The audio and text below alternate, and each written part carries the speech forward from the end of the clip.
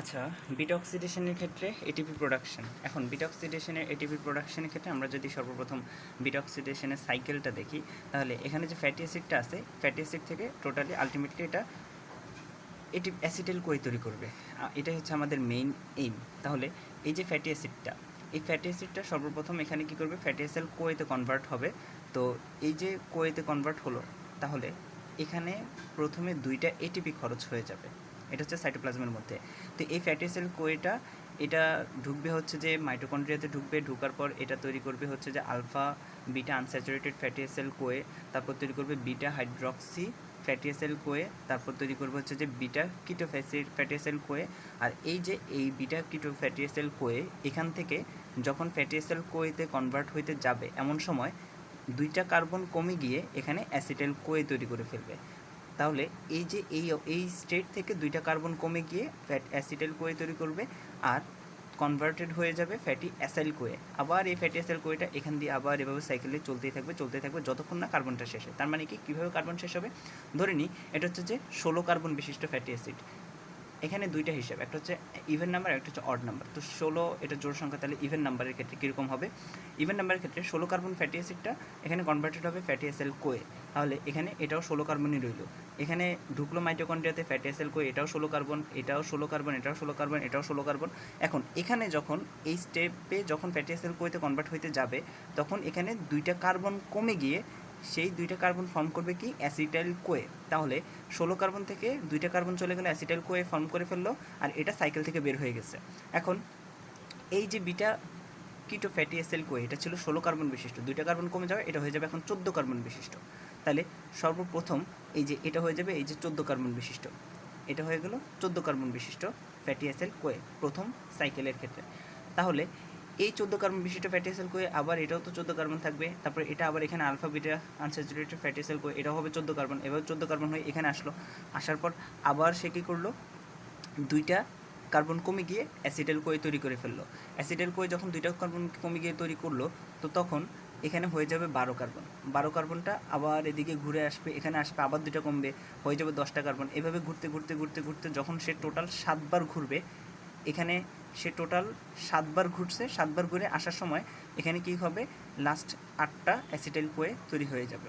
অর্থাৎ এখানে এই যে 7বার ঘুরলো, 7টা অ্যাসিটাইল কোয়ে তৈরি করলো, আর শেষের বার যখন এসে এখান পর্যন্ত আসলো, মানে অষ্টমবার যখন আসলো, অষ্টমবার আসার পর এখানে তার কাছে থাকবে দুইটাই অ্যাসিটাইল, দুইটা কার্বনই থাকবে। তো দুইটা কার্বন থাকার ফলে ওই দুইটাই চলে যাবে অ্যাসিটাইল কোয়েতে, আর বাকি এটা ফ্যাটি অ্যাসিড কোয়েতে কনভার্ট হইতে পারবে না, কারণ তার কাছে আর কোনো কার্বনই নেই। এই কারণে যেহেতু অষ্টমবারের সময় এই সাইকেলটা এখান পর্যন্ত আসে না বা কমপ্লিট হয় না, এখানে অ্যাসিটাইল কোয়েতে শেষ হয়ে যায়, তাই আমরা এটাকে 8বার সাইকেল ধরবো না। এটা কমপ্লিট হচ্ছে তাহলে 7বার, তাহলে 7টা সাইকেল কমপ্লিট হচ্ছে, কিন্তু অ্যাসিটাইল কোয়ে তৈরি হচ্ছে কয়টা, 8টা। তাহলে এটিপি ক্যালকুলেশনের ক্ষেত্রে এখানে 16 কার্বন বিশিষ্ট ফ্যাটি অ্যাসিডের ক্ষেত্রে সাইকেল কমপ্লিট হবে কয়টা, সাইকেল কমপ্লিট হবে 7টা, আর অ্যাসিটাইল কোয়ে তৈরি হবে কয়টা, 8টা। কারণ 16কে 2 দিয়ে ভাগ করলে 8টা অ্যাসিটাইল কোয়ে হয়, 2 কার্বন বিশিষ্ট যেহেতু।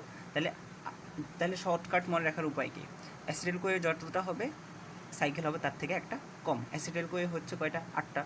কীভাবে, 16 থেকে 2 দিয়ে ভাগ দিয়ে দেবো সরাসরি। আর সাইকেল হবে কয়টা, 7টা, একটা সাইকেল কম হবে অ্যাসিটাইল কোয়ে থেকে। তাহলে এই যে 8টা অ্যাসিটাইল কোয়ে তৈরি হলো, এই 8টা অ্যাসিটাইল কোয়ে কী করবে, এই 8টা অ্যাসিটাইল কোয়ে ফার্দার টিসি সাইকেলে ঢুকবে।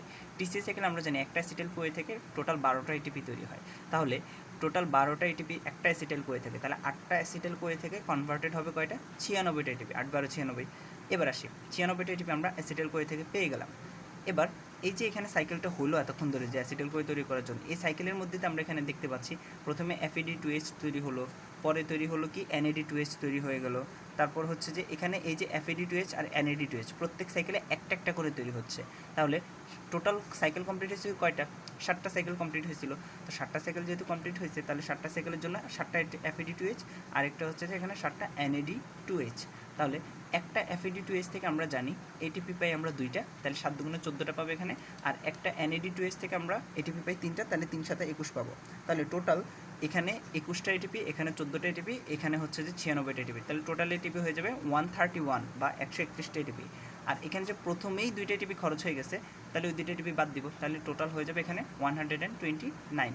এই যে এখানে যদি আমরা এটিপি ক্যালকুলেশনটা দেখি সেম হেয়ার, তাহলে এখানে 8টা সাইকেল থেকে আমরা 8টা অ্যাসিটাইল কোয়ে থেকে পাচ্ছি 96টা, যেহেতু 7টা সাইকেল কমপ্লিট, 7টা FAD2H থেকে 14টা, আর 7টা NAD2H থেকে 21টা, 131টা টোটাল। আর টোটাল এক্সপেন্ডিচার বা খরচ হিসেবে সর্বপ্রথমেই 2টা খরচ হয়ে গেছে। তাহলে এখানে হচ্ছে নেট এটিপি হচ্ছে 129। এটা গেলো ইভেন নাম্বার ক্ষেত্রে। এখন যদি অড নাম্বার হতো, অর্থাৎ এটা ধরে নিলাম 17 কার্বন বিশিষ্ট ফ্যাটি অ্যাসিড, 17 কার্বন বিশিষ্ট ফ্যাটি অ্যাসিড প্রথমে এখানে আসলো, এটাও 17 থাকবে। এবার ঘুরে এসে যখন এখানে 17 থাকলে এখান থেকে 17 থেকে কী হবে, 2টা কমে যাবে। তো 2টা যখন কমবে তাহলে এখানে হয়ে যাবে এটা কত কার্বন বিশিষ্ট, 15 কার্বন বিশিষ্ট। এভাবে সে ঘুরবে। তো ঘোরার পর সে যখন টোটাল এখানে 7বার ঘুরবে, তাহলে 7বার ঘোরার পর তাহলে 7 দুগুণে 14টা কার্বন তার কমে গেল। আর রইল বাকি কয়টা কার্বন, 14টা কার্বনের জন্য সে এখানে কয়টা এটিপি তৈরি করে অ্যাসিটাইল কোয়ে তৈরি করলো, 7টা অ্যাসিটাইল কোয়ে তৈরি করে ফেললো। তাহলে সে যখন 7টা অ্যাসিটাইল কোয়ে তৈরি করে ফেলে, 7টা অ্যাসিটাইল কোয়ে তৈরি করার ফলে বাকি রইল আর কয়টা, 3টা কার্বন রইল। এই 3টা কার্বন মিলে পরবর্তীতে ফ্যাটি অ্যাসিড কোয়ে তৈরি করবে না, সেটা তৈরি করবে হচ্ছে যে প্রোপিনাইল কোয়ে। এই প্রোপিনাইল কোয়ে এবার কী করবে, সাকসিনাইল কোয়েতে কনভার্টেড হবে বায়োটিন দ্বারা অথবা ডিঅক্সি অ্যাডিনোসাইল কোবালামিন দিয়ে। এখন এই সাকসিনাইল কোয়েটা হয় টিসি সাইকেলে ঢুকবে অথবা গ্লুকোনিওজেনেসিসে যাবে।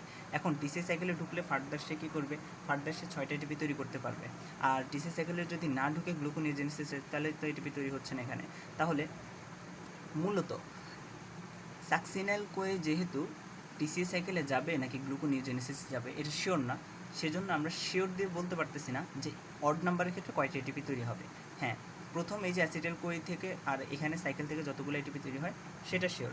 সেক্ষেত্রে 17 কার্বন বিশিষ্ট ফ্যাটি অ্যাসিডের ক্ষেত্রে আমরা বলতে পারি, যেহেতু 7টা সাইকেল এখানে কমপ্লিট হয় আর হচ্ছে যে এখানে 7টা অ্যাসিটাইল কোয়েই তৈরি হয়, তাহলে 7টা অ্যাসিটাইল কোয়ে আর 7টা সাইকেল যেহেতু তৈরি হচ্ছে এখানে, তাহলে 7টা অ্যাসিটাইল কোয়ের জন্য 7 12 84, আর হচ্ছে যে 7টা সাইকেলের থেকে 7টা FAD2H পাবো। তাহলে FAD2H যখন আমরা পাবো 7টা থেকে হচ্ছে যে আমরা পাবো 14টা, আর হচ্ছে যে sorry I have mistaken here. Okay, এখানে 7টা সাইকেল না, এখানে 6টা সাইকেল হবে, কারণ এখানে তো 7টা অ্যাসিটাইল কোয়ে তৈরি করেই ফেললো, তারপর তার এটা সাইকেলটা কন্টিনিউ হয় নাই। তাহলে 7টা অ্যাসিটাইল কোয়ে আর একটা কমে 6টা সাইকেল, তাহলে 6টা FAD2H তৈরি করবে আর 6টা NAD2H তৈরি করবে। তাহলে 6টা FAD2H যেহেতু, তাহলে 6টা FAD2H থেকে আসবে 12টা এটিপি, আর 7টা NAD2H থেকে আসবে হচ্ছে 14টা এটিপি। টোটাল এখানে হয়ে যাবে হচ্ছে 114। তো যেহেতু 2টা এটিপি খরচ হয়, 114 থেকে আমরা 2 বিয়োগ করলে আসবে হচ্ছে যে আমাদের 112। তার মানে 17 কার্বন ফ্যাটি অ্যাসিড থেকে 112টা এটিপি আসবে, এটা শিওর, এটা মাস্ট। কিন্তু সাকসিনাইল কোয়ে এবার কোথায় যাবে, টিসি সাইকেলে গেলে আরও 6টা এটিপি যোগ হবে, আর টিসি সাইকেলে না গেলে টিপি যোগ হবে না। এই কারণে অড নাম্বারের ক্ষেত্রে এটা ভ্যারিয়েবল।